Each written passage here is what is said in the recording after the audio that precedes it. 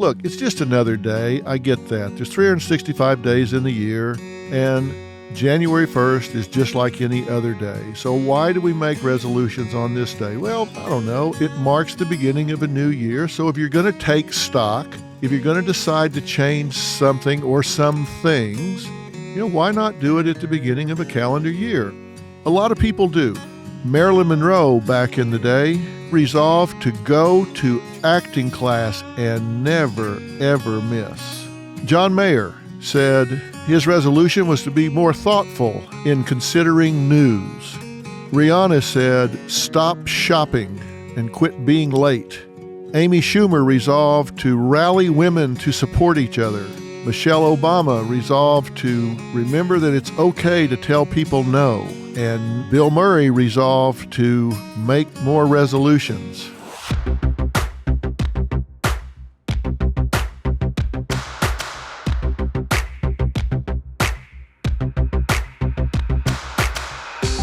I'm going to start out by talking about New Year's resolutions, and I don't think they're all bad, by the way.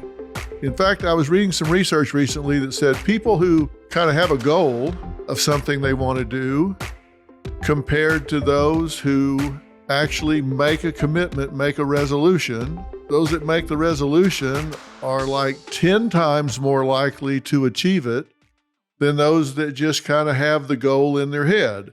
Now, that doesn't mean resolutions are a great way to get things done, but you're 10 times more likely to do it if you at least make a resolution to do it than just having it in your head. So resolutions, if they're done right, can be good as opposed to just having an awareness. Awareness is like nothing. You don't get anything done. I was really curious about where this whole idea of resolution started. So I was doing some research on it a couple months ago, and it actually started like 4,000 years ago. The Babylonians were the ones that started this. Now, for them, New Year's was in March, not January. They had pagan gods, and this was a time that they set up to say, okay, we're going to resolve that the new year starts now for them in March, and they're going to pay off their debts and return anything they had borrowed from their neighbors. I don't guess they had lawnmowers back then, but they still borrowed stuff. And if they kept those resolutions, the idea was that the gods would smile on them during the year. And if they didn't pay off their debts and return things they had borrowed, then things would go badly for them. That wasn't good. So they wanted to keep those resolutions. Then, like 14 BC, Julius Caesar started playing with the calendar. And that's when the new year started to be in January, or Janus, as they referred to it then. And that was a two-faced God. And the idea was the one face looked back at what had happened in the previous year, and one looked forward. They started making resolutions about how they wanted to change things from the year before. And then in like 1740, John Wesley, who was, I guess, the father of Methodism, started it as a sort of a spiritual thing to fight all of the traditions of just getting drunk on New Year's Eve. So that's kind of where it began then. But you'd think we've had 4,000 years to practice this, that we would be a little better at it than we are, but we're not. If you look to see how many people keep their resolutions, it varies from like 8% keep them. Some say as many as 46% keep them. But either way, it's really poor. And if you're going to make them, I want you to keep them. So I'm going to talk about how to actually set a goal and make it. Now, let's talk about this for a minute. About half of the people, 45%, make New Year's resolutions. The reason I said I don't really hate them, even though they don't have a great success rate, is even though this is arbitrary, I'm for any day that you sit down and take stock and say, hey, I think I want to do a better job. I think I want to be a better person, a better mother, a better father, a better citizen, a better me. I think anytime you sit down and take stock and say, hey, what can I do better? That's a good thing. I think if we did it every month, I think if we did it once a week or whatever, I don't think it'd be a bad idea. But the fact that we set aside a day out of the year to do it, hell, why not? Of those that fail, it's interesting, 52% of the people predict they'll succeed, and as few as 8% do succeed. I said as high as 46%. In some studies, it says they succeed, but still less than half. 35% say that they don't make it because it was unrealistic. They set something up that they couldn't get there. It was just too high a goal. A third of them say they just don't track it. About a quarter of them say they just forgot. They intended to do it, they just forgot. 10% say they just set too damn many and they couldn't keep up with it. So we're going to keep you from making all of those mistakes. Have you made a New Year's resolution? Let me ask you that.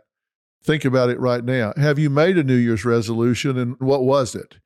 The 10 most common, you could probably make the list out. People want to eat healthy, get more organized, learn a new skill or a hobby, live life to the fullest. They want to save more and spend less. They want to quit smoking. They want to spend more time with friends and family. I'm not saying these are bad. I'm just saying what they are. They want to travel more. They want to improve their job performance. They want to exercise more, live more healthy. And here's the problem with those, if there is a problem with them. It's kind of hard to measure some of these things. You want to eat more healthy. I mean, something like saving more and spending less is actually measurable. You could actually measure that. But if you're going to set a goal, you want it to be measurable, right? But before we get into setting what your actual goals are, let me talk to you here. And I don't want you to tune out because you think, oh, we're just talking about New Year's resolutions. I don't care about that. I can watch Dr. Phil this afternoon, so I'm just going to tune out of this one and listen to music while I'm walking. No. Hang with me here because I'm going to talk to you about something that I really want you to listen to because this is for you. This is for you. I want to talk to you first about setting yourself up for success in 2023 before you do anything else. And I'm going to tell you a couple of things that can change your life this year. There's not anybody today you can listen to that's going to give you facts that I'm going to give you right now that can have a bigger impact on your life. Now, I know that sounds egotistical for me to say. It's not that I've invented this stuff. I just collected the information to give it to you so you can make some differences. And the biggest mistake in life is you think you have time, and you don't. Time is free, but it's priceless. You can't own it, but you can use it. You can't keep it, but you can spend it. And once it's lost, you can't get it back. Time is a really unique commodity. Think about it. You can't get it back. You can't own it, but you can spend it. And it's the one thing you can't create more of. You can make more money. You can gather more stuff. There's that old saying, the one with the most toys at the end wins. Now, you can't have more time. So I want to talk to you about your time. You may think you have time, but you don't. You don't have time to fix your relationships. You don't have time to bond with your children. You don't have time to do the things that you think you're going to get around to. You don't have time. So I want to talk to you about how to maximize the time that you have. And to do that, I've got to get you to be as efficient as you can possibly be. If this is the one time a year that we take stock, that we step back and say, am I making the most out of my life? Then let's use this time. This is it. You're going to have this one time, this 1 year, and you are the only you that will ever exist. You may share the name Anita, Connie, Betty, Bob with somebody else, but you are the only you that will ever exist. There will never be another you in the history of the world. It is you, and this is the only time you're ever going to be here. So are you making the most of it? And I'm going to bet you the answer is no. The answer is no. You are not making the most of it, and I want to change that for you starting right now. I want to change it for you right now. And I'm going to give you a couple of things that make a huge difference, and here's the first one. Research tells us This is empirical research. Fact check me on this, by the way. You got a Google there. You got a machine in front of you. Fact check me on this stuff. The American Psychological Association and many others have done studies.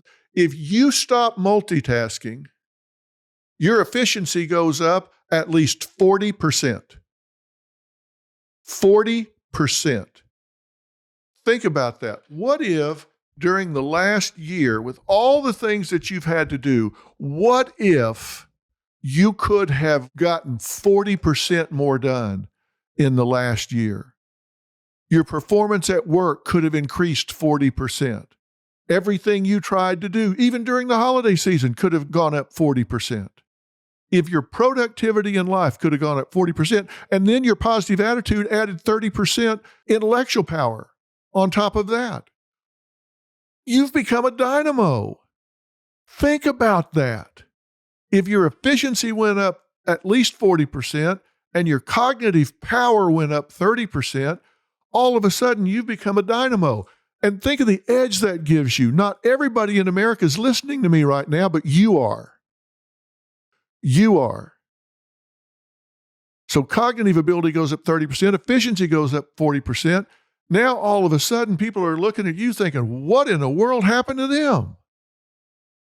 They're on fire. Now, I'm not even talking to you about the goals you set yet, the resolutions you set. I'm just trying to get you programmed to light it up. Think about that. Now, you're going to say, oh, no, wait a minute. Multitasking is a skill. There are maybe 1.5% of people in America that can effectively multitask. Well, let's make an agreement. Let's assume that ain't you.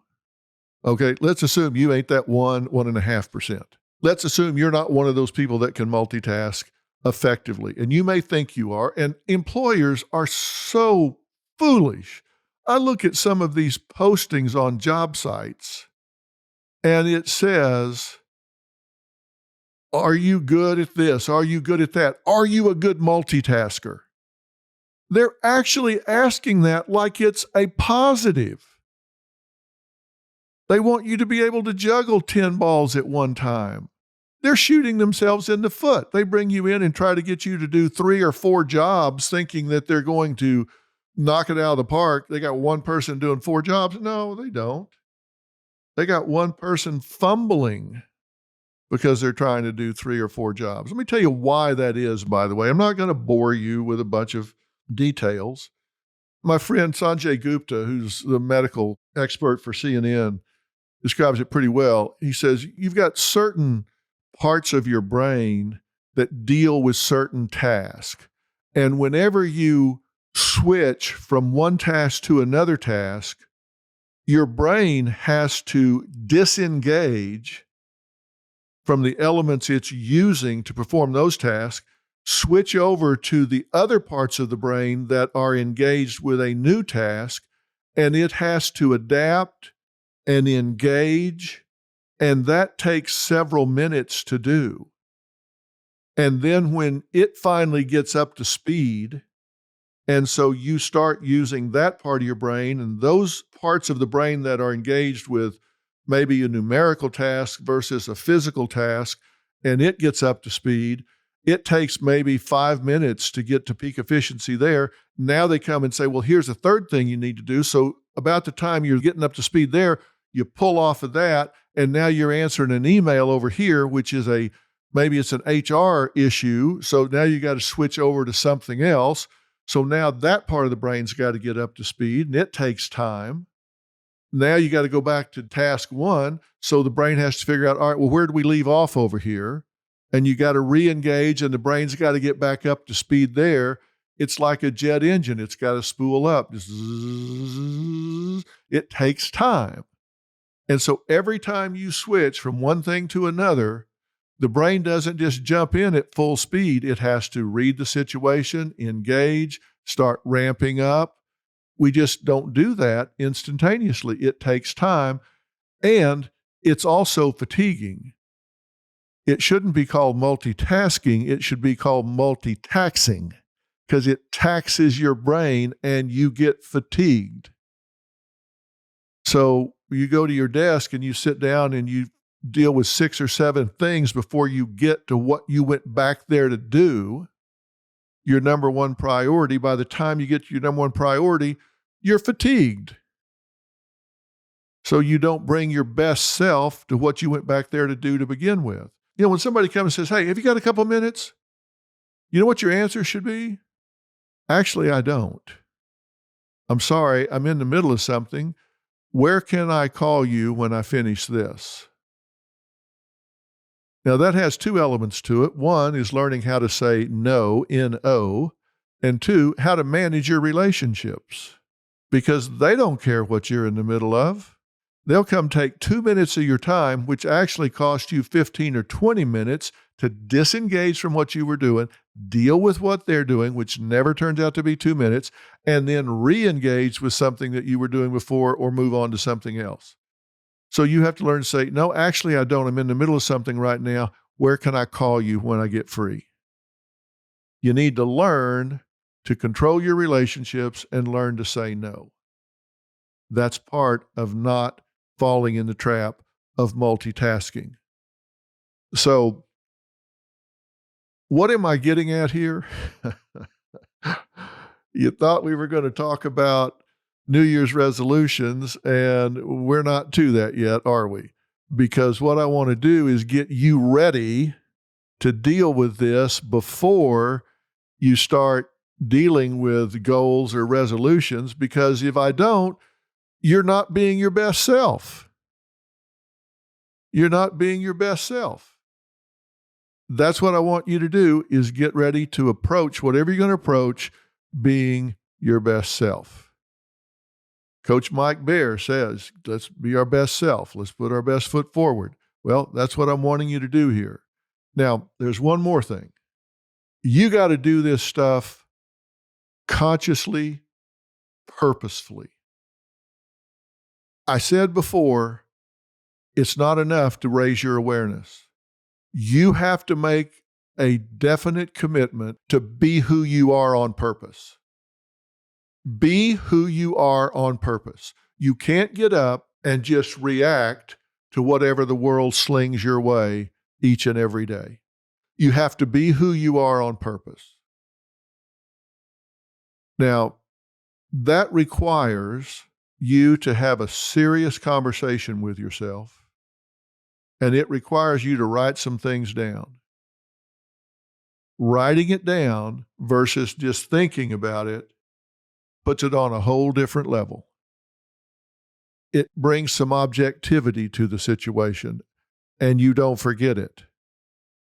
You remember I said some people said they don't do their resolutions because they just forget. They get busy multitasking, and they forget. Oh, I forgot I was going to say no to people. I forgot I was going to do this. I forgot I was going to do that. No, you need to write this down. You need to put it on your screensaver or whatever. Be who I am on purpose. Be proactive. Don't be reactive. Be who you are on purpose. And the second part of that story is I want you to star in your own life. I want you to decide when you are who you are on purpose that it's a starring role in your own life. We'll get to that at another time, maybe even today. But I want you to decide you're going to have to do this consciously, because we're going to finish talking here in a minute. And then you're going to have to decide, okay, what am I going to do with this? And like I said, the biggest mistake in life is you think you have time. You don't have time. I want you to start this today, not tomorrow, or the next day, or the next day, or the next day. You've probably heard me say 100 times, you need to find the people in your life that matter to you and make sure they know how you feel before the sun sets today. Why do I always say that? I say it because you don't know how much time you or they have left in this world. You, God forbid, could fall over dead before I finish this sentence. I could fall over dead before I finish this sentence. Your loved ones could fall. You don't know how much time you have. So do it now. The things I'm asking you to change, do it now.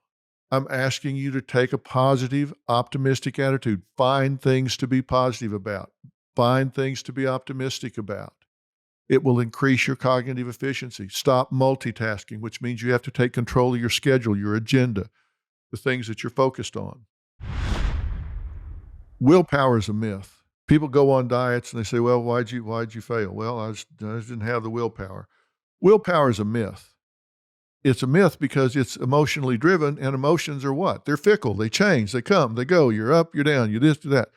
You think, okay, I'm gonna lose 30 pounds. Okay, and you're all pumped up about it January 1st. But then it comes the middle of February, and it's cold outside, and it's warm in bed, and you don't want to go jog or go to the gym, and willpower's kind of gone. So what's the substitute for willpower? Programming. You have to set up your environment to support the things that you want to do. That means if you have things that you are committing to change, you have to set your environment up so it cues you, triggers you, reminds you, supports you to do it. I'll give you a good example right now. Right now, I've been working on a shoulder that I had surgery on not terribly long ago, and I've got this small dumbbell on my desk. Why? Well, I've got this dumbbell on my desk here. I've got it on my desk at the studio. I've got one in the dressing room of my studio. I've got one in the den here. I've got one of these everywhere that I spend time and have a few minutes. I've got a gym upstairs, and I can go in there and work out, and I do. But if I'm here and I'm watching a video that I need for the show, or I'm reading something and I've got a few minutes, then I can pick this up and do the things I need to do while I'm watching that. And you would be astounded how many sets I can get in during the day when I just have a few minutes. Now you're saying, wait a minute, are you multitasking there, Dr. Phil? No, I'm not multitasking. I'm using dead time when I wouldn't have time to go up to the gym, but I'm just here at my desk and I'm waiting to do this, waiting to do that, waiting for something to load. And I've got some time that I don't have time to go up to the gym. I might be in a suit. I might be not in any kind of gym clothes, but these are cues that remind me what I need to do. And I've set my environment up to make it really easy to do it instead of really hard to do it. And if you decide, hey, I want to work out instead of come home at the end of the day and go in the kitchen and graze around, then I would tell you, you set your environment up by doing what? Well, first off, you take your workout clothes with you to work so you can stop at the gym on the way home. You don't have to come home and have the pull of the comfort of home where you are fighting that impulse to stay there. You have it where you can go while you're out and about. You say, well, I come through the kitchen, I open the refrigerator door, I stare into it, and I start nibbling on this, nibbling on that. Well, you know what? Park your car, go out the garage door, and go around and come in the front door. Don't go through the kitchen. Set your pattern up, set your environment up where it supports you rather than tempts you. You set your environment up for success. You put notes around, you put things around like this dumbbell. So you have it where it's easy and it pulls for success rather than temptation. If you want to quit smoking, then rid yourself of everything in your environment that makes it easy to smoke. Obviously, get rid of all of your cigarettes, get rid of all of your ashtrays. If you get them from a vending machine, go down a different hallway at work. Whatever you have to do, use your environment to support what you're doing. Now, so far, we haven't talked about any goals. I'm just talking about you. I'm talking about you deciding, what can I do to be the most effective person that I can possibly be? And it has to do so far with your attitude. We've talked about how you can be smarter, how you can be more efficient, how you can program yourself for success. And I've talked to you about the reality of time. I don't want you 6 months from now saying, well, if I had just, look, if. Those are the middle two letters of the word life. Don't spend your life focused on if. You want to do. Don't focus on if. And you may say, look, I hear you, Dr. Phil. It's very motivational. I get it, but that's just not me. We were all somebody else yesterday. We are evolving people. We were all somebody else yesterday. The past is just that. It's the past. That's why the rearview mirror is small and the windshield on your car is big. The past is past. The future is wide open. You decide what you're going to be. As I said, if you do make a resolution, if you do set a specific goal, you're much more likely to achieve it than if you just kind of in your mind say, yeah, I'd like to do better at that. Why? Because once you write it down, that's action-oriented. It's moving you towards the goal. That's the first step. You're in motion. You've got momentum. And as you know, momentum is the tendency for objects in motion to remain in motion. And inertia is a tendency for objects at rest to remain at rest. If you're just thinking about it, you're not in motion. You don't have any momentum. You haven't written anything down. You haven't done anything. So it's important, if you have a resolution, you have a goal, write it down. And when you write it down, it needs to meet certain characteristics. And here are the characteristics. It needs to be measurable. It doesn't do any good to say, I want to be happier. Well, what's that mean? You need to operationalize that. What does happy mean? You want to smile more, cry less, be more active? Whatever it means, define it. It's got to be measurable in some way. If you say, I want to be more active, you could define that in terms of I want to walk 10,000 steps a day. Then you can get a step counter and say, okay, I did it.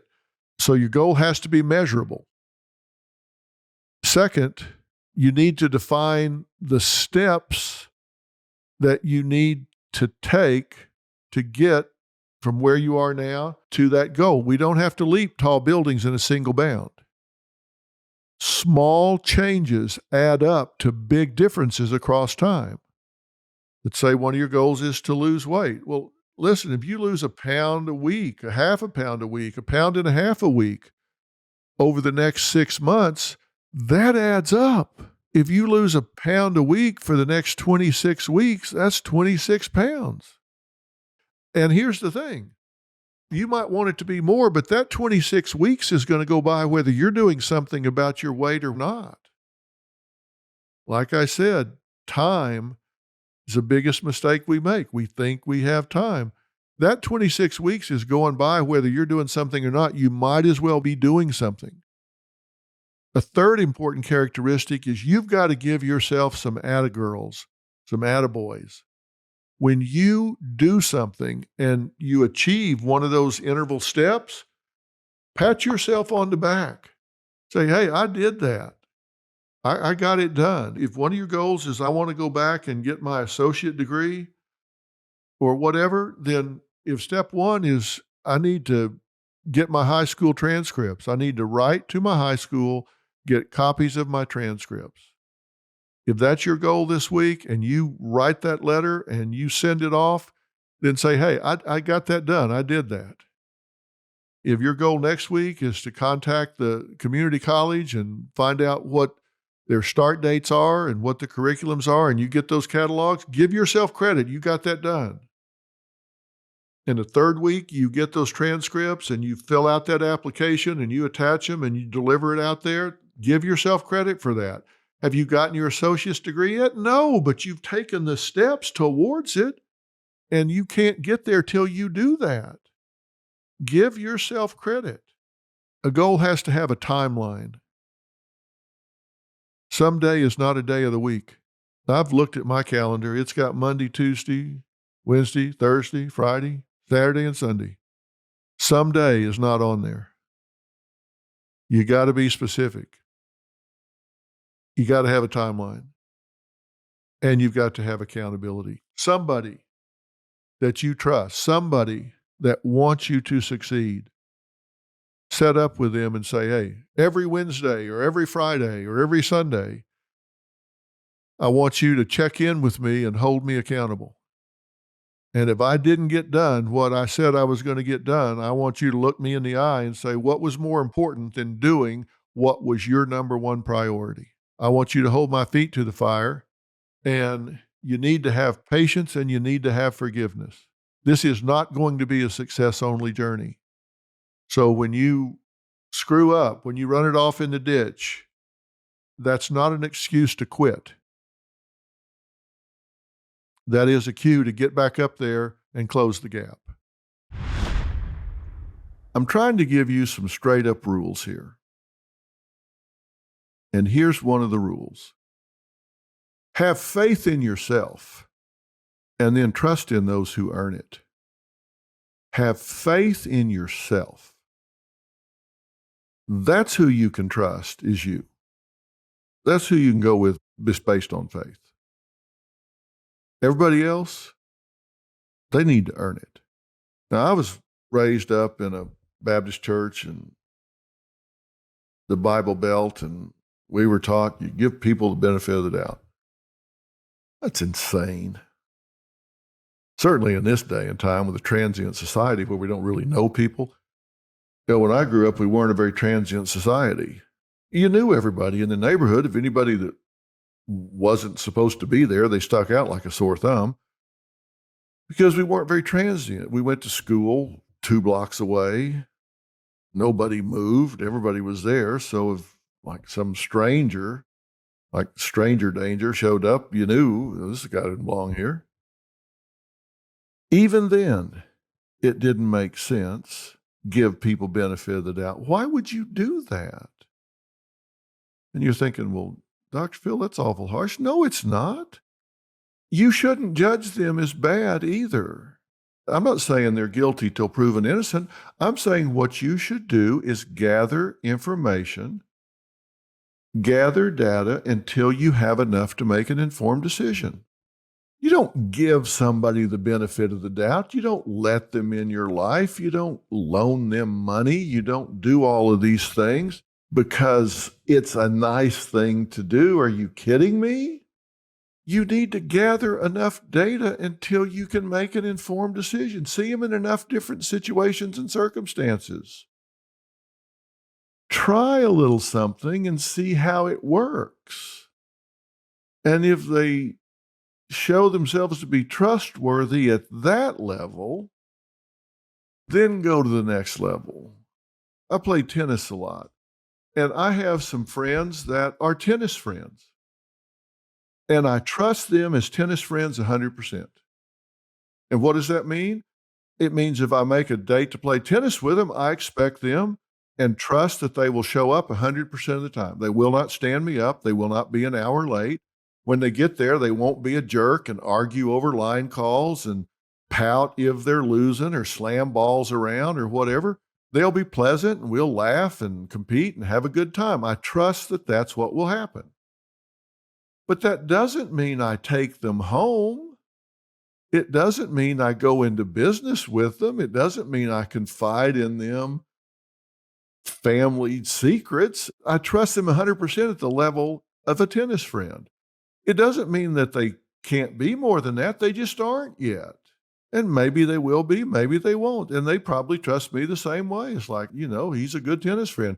He shows up every time. He's pleasant. He doesn't cheat. He doesn't argue line calls. He plays hard every time, and we laugh and have a good time, and then we get in our cars and leave.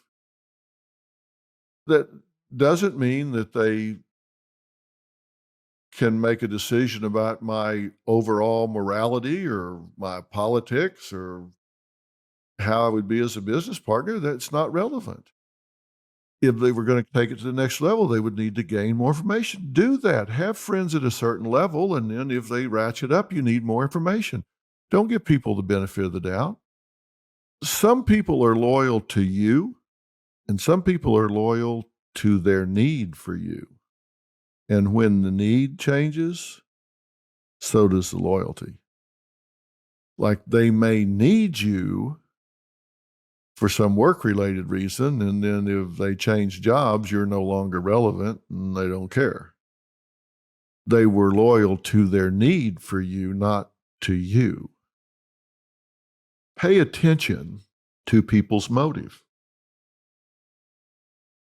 Why are they doing what they're doing? Pay attention to whether people seem to be entitled or if they're accountable.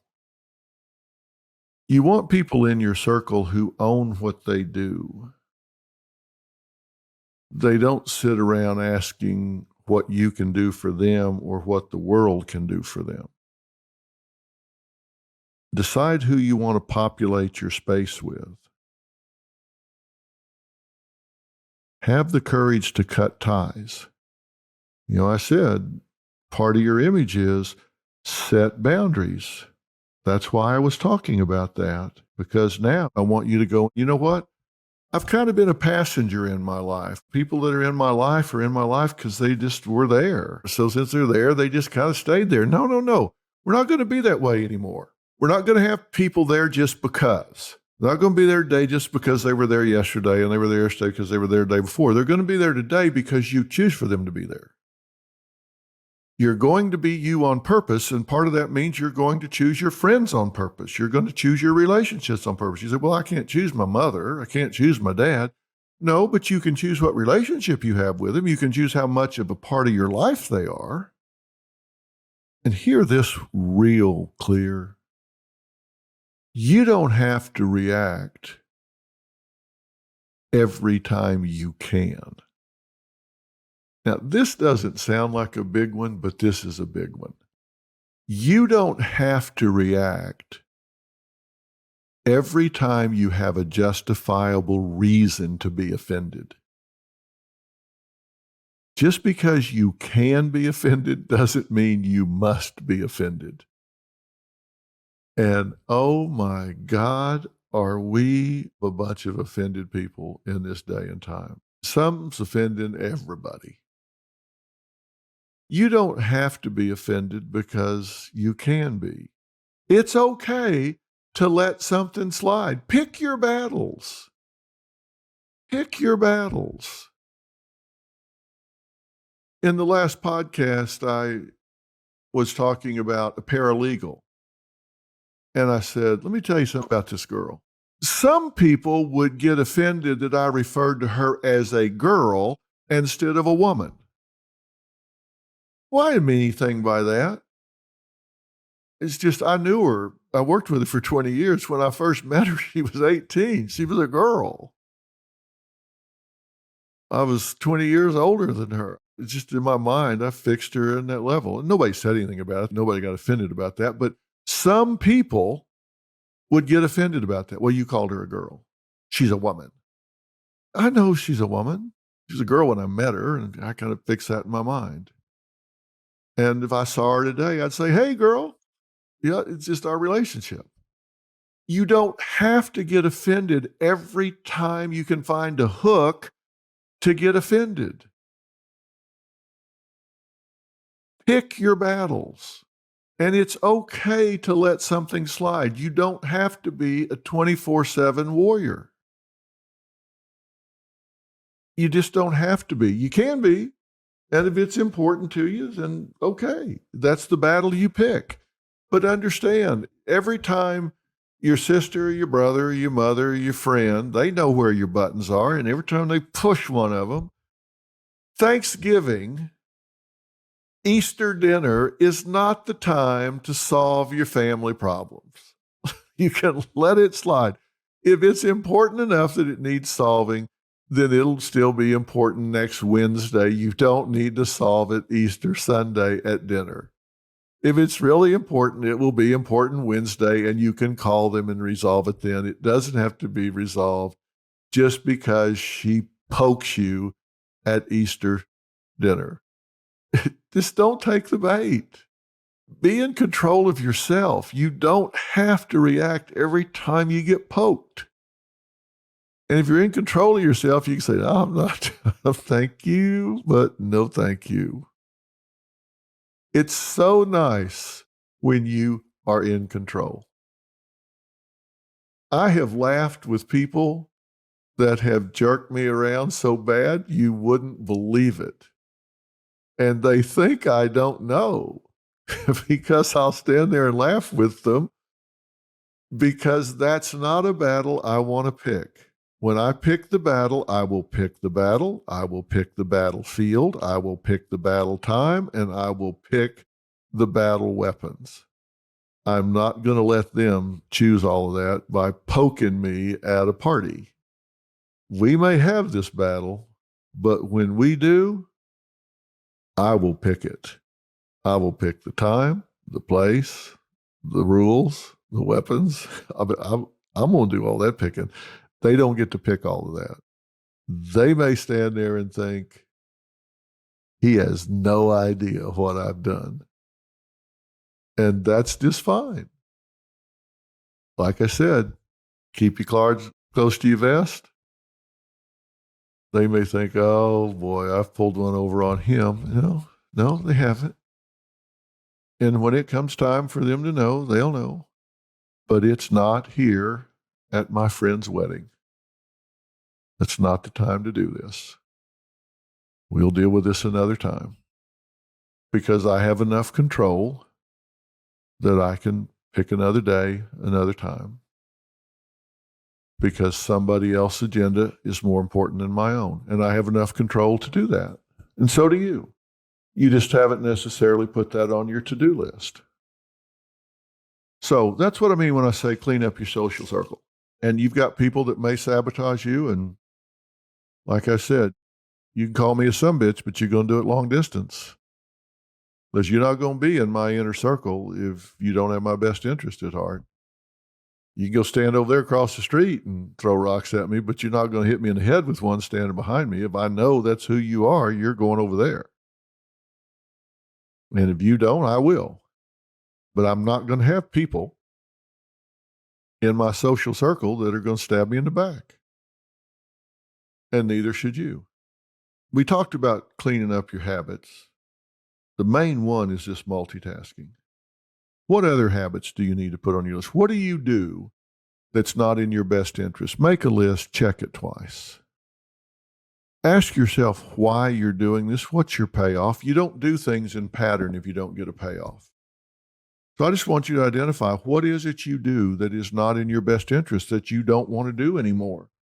And that's very important for you to identify, because I really want you to resolve that you are going to be you on purpose. That's what I said at the top of this conversation. Remember, I started our conversation last time with saying, decide who you are. What's your image? One of the things that defines your self-image is the right to have boundaries. Remember that? That's what I mean when I say you need to be you on purpose. You need to be you on purpose. You need to decide, this is who I am. I choose it. I own it. I purposely execute this. I make no excuses for it. This is the horse I'm riding. Will it evolve? Will it be a better horse tomorrow than it was today? Of course. We're all somebody different today than we were yesterday.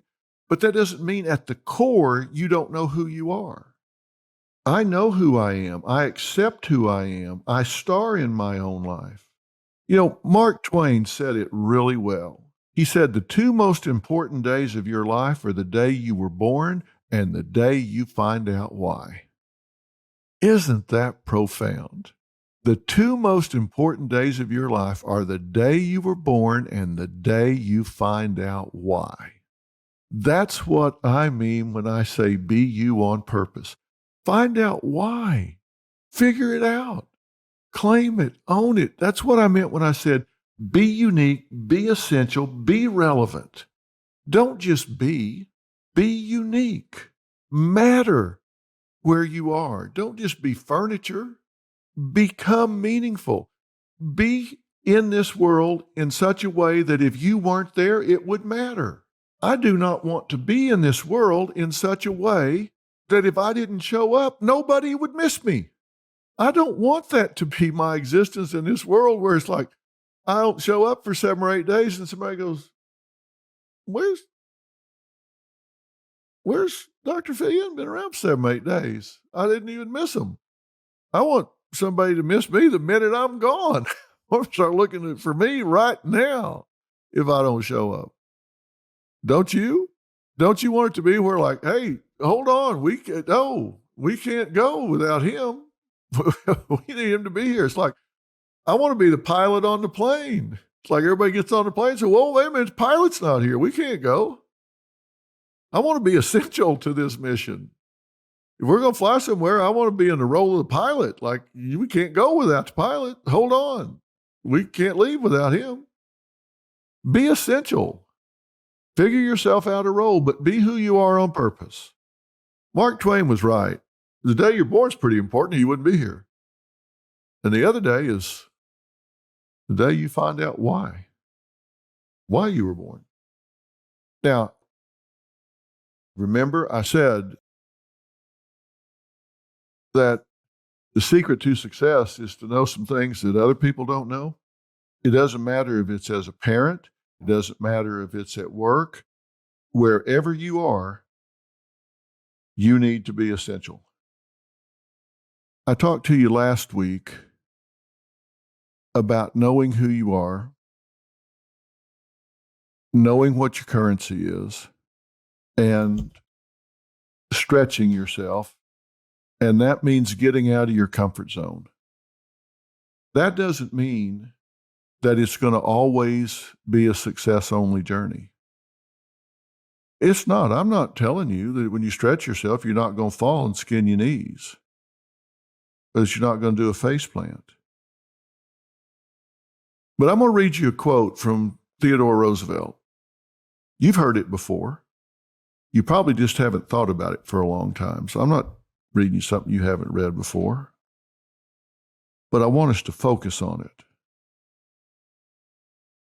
Listen carefully. You've heard it. It is not the critic who counts, not the man who points out how the strong man stumbles or where the doer of deeds could have done them better.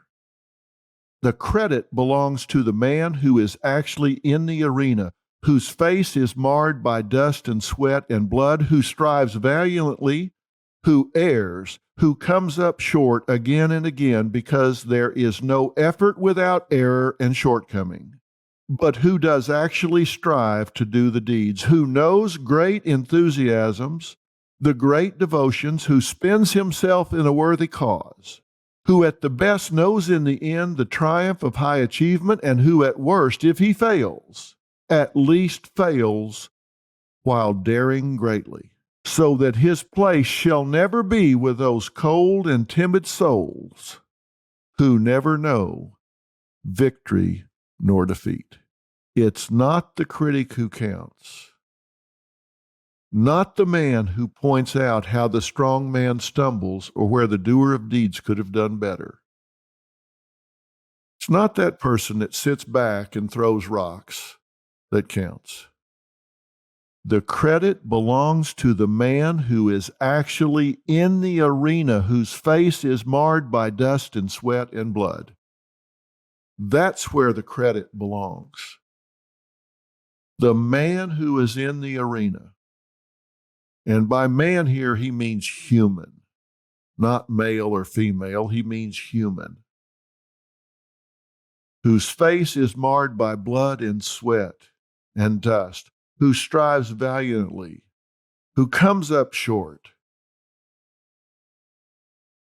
who does actually strive to do the deeds. The one that gets in there and mixes it up, who in the end knows high achievement, or if he fails, at least he fails while daring greatly. He's not talking about somebody sitting on the sideline. He's not talking about somebody in their comfort zone. He's talking about somebody that put it on the line and reached for the next level. Now, he's not talking about gladiators here. This is a metaphor, right? The arena he's talking about is life. The arena he's talking about is your life. Are you daring greatly? Are you reaching for that next level? Are you modeling for your children? You need to find something in this life that you're passionate about. If your children don't have passion, you need to help them find something that they're passionate about. And to do that, you need to put down those burdens that you're carrying. You need to unburden yourself. You need to give yourself permission to give yourself a break. You've carried these burdens long enough. Give yourself permission to forgive yourself and put those burdens down. I'm quoting people today for some reason, but Einstein said it really well. He said, we can't solve problems by using the same kind of thinking we used when we created them. That's why I started this by saying I want you to change your thinking. We can't solve problems by using the same kind of thinking we used when we created them. You got to think differently. You got to change the way you approach this world. And that's what I'm asking you to do. And I'm asking you to think about this based on how to change what you want versus being a slave to an agenda. Don't be in reactive mode. What I want you to do is focus on what you want. Don't get up and react to the world where you get up and do Monday what you did last Monday just because it's what you did last Monday. Is it what you want to do? And if it's not what you want to do, then start a process of change to get more of what you want to do. Now, I understand if you're working as an accountant and you don't like that, you can't just quit tomorrow and start flying freight out of Africa or something. I get that. I'm not trying to get you to be some kind of exotic dreamer, but I told you this is not a dress rehearsal. The middle word in life is if. L-I-F-E. If. You don't want to be on your deathbed saying, what if I had done this? What if I had done that? You want to answer that question. So I want to stimulate your thinking here with a few questions. And you may think these are kind of silly, but bear with me. If you had $100 million tomorrow morning, what would you do different? If you woke up tomorrow and you had $100 million, what would you do different? If you woke up tomorrow and you were king or queen of the forest, you were just in charge, what would be your top 3 priorities? If you could erase one thing that happened last year, what would it be? Just one thing. If you could erase one thing that happened in your personal life, I'm not talking about the world. If you could erase one thing in your life, what would it be? If you could ensure that one thing was going to happen, what would that be? So those are 4 questions I want you to think about. If you had $100 million, what would you do instead? If you were king or queen of the forest, what would be your top 3 priorities? If you could erase one thing in your life, what would it be? If you could ensure one thing was going to happen, what would it be? That will get you started on the path.